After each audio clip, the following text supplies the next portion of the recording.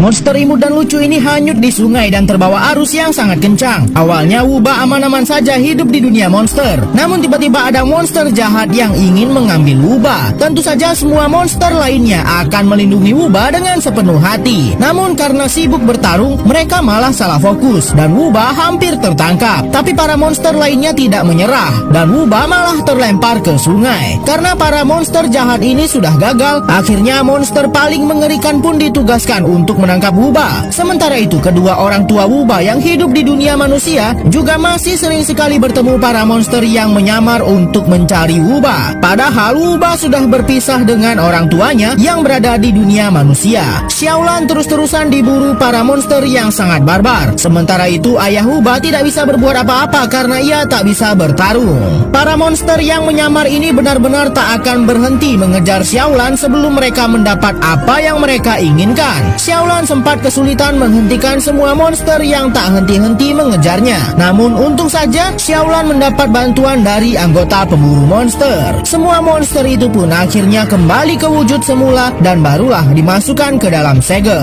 Tujuan utama Xiaolan dan suaminya berkelana adalah mencari anak mereka, yaitu Wuba, yang kini sudah terdampar seorang diri di tengah hutan karena terus-terusan diburu para monster jahat. Bahkan anak-anak kecil yang berlagak seperti pemburu monster ingin menangkapnya juga. Untung saja Wuba berhasil bersembunyi dan dilindungi oleh monster yang bisa membuat dirinya tak terlihat. Barulah Wuba yang belum bisa bicara ini menjelaskan kalau ia sedang mencari orang tuanya. Sementara itu di dalam kasino, pria ini dengan sangat percaya diri mengguncang dadu dan berkat bantuan dari monster miliknya, angka yang keluar sangat fantastis. Namun saat giliran wanita ini mengguncang dadu, monster di dalam gelas ini sampai pusing dibuatnya. Walaupun pemilik monster ini menang, namun trik licik mereka malah ketahuan. Akhirnya pria licik itu berusaha kabur dari kejaran orang-orang yang sudah ia tipu. Ia pun kabur menggunakan kereta yang digerakkan oleh monster juga. Setelah semua jalan yang dipersiapkannya, akhirnya ia pun lolos dari kejaran. Namun saat sedang beristirahat, pria ini kaget ada monster lainnya ikut bersamanya. Namun ia malah membuang Wuba, yang sebenarnya monster incaran banyak orang. Namun pria ini malah tiba-tiba dipukuli dan dibawa menghadap putri terkaya di kota. Kakinya pun ditahan lalu digelitik sampai tak bisa berhenti tertawa. Pria yang tertangkap ini adalah penipu ulung di kota ini dan banyak sekali hutang, terutama dengan wanita kaya bernama Zhu ini.